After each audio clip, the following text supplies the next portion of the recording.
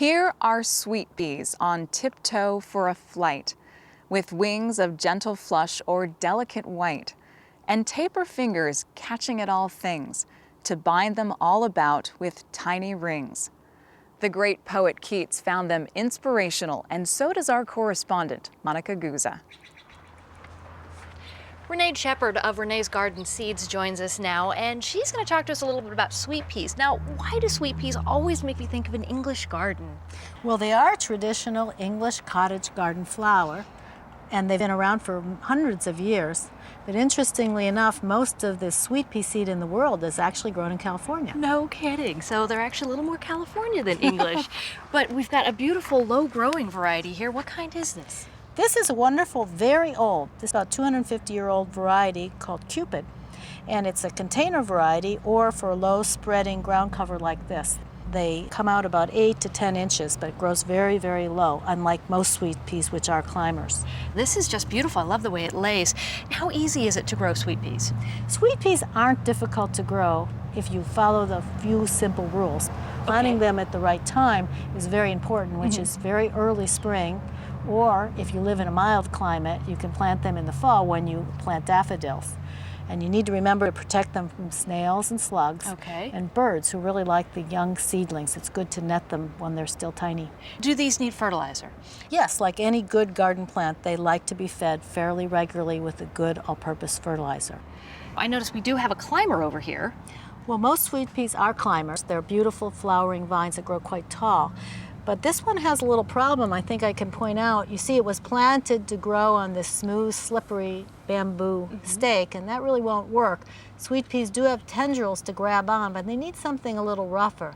So I would wrap this in maybe some netting, or maybe put strings up and down so that it had something rougher to climb on, and then it would climb effortlessly up. Okay, well that's easy to fix.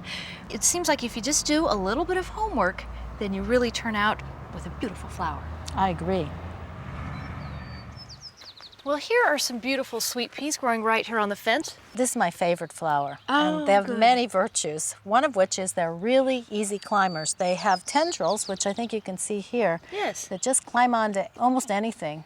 Here we've got them growing on just a plain wire fence, and you can see how they make it look beautiful. Yes. You don't really need a fancy, wrought iron trellis or anything special. They actually will grow on bamboo or wooden fence if you put some plastic netting on them. They climb effortlessly and get as tall as 10 feet maybe or so. Oh, that's big. And what particular variety is this sweet pea? Well, these have been growing here for years, so they're kind of a locally adopted ones, but they remind me of a real old variety called Annie Gilroy. There's lots of colors, aren't there? Sweet pea colors are an incredible range, from pure white, vanilla, all the way to the deepest maroon, with lots of lavenders and blues and bicolors and rich colors and swirls. There's every color almost in the rainbow, except there's no yellow. When it comes to sweet peas, their fragrance, it's so amazing. How do you describe that? These annual sweet peas have an intensely, amazingly wonderful, exquisite perfume that's never been replicated. You're never going to find sweet pea perfume. Too bad. It's I'd say orange blossoms with a hint of jasmine, but never overwhelming. I think the best part about it is it's never cloying. And this is one of the true flowers that you can maybe pick 6 or 7 stems of them, put them in a vase, and they will fragrance a room.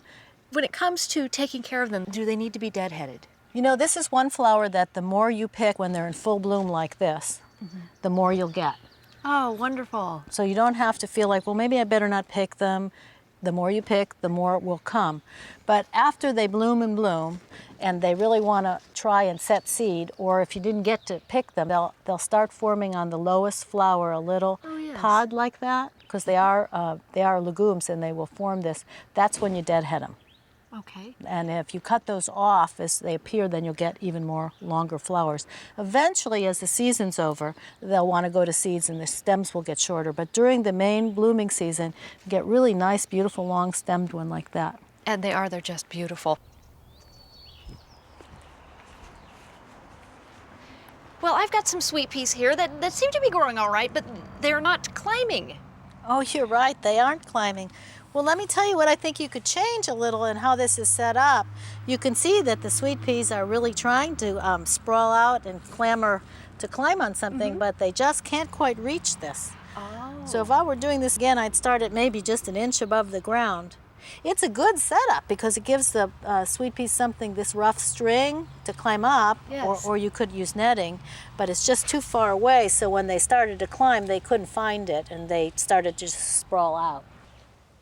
Renee says that once you've had success with sweet peas, you can look forward to them year after year because they reseed themselves. Renee's Garden Seeds offers more than 24 different sweet pea varieties, short ones for use in containers or window boxes, climbers with large showy blossoms, or heirlooms treasured for their perfume-like fragrance. But don't expect to harvest them as food for the table. Even though these colorful blossoms are called sweet peas, they're not edible. In fact, they're poisonous.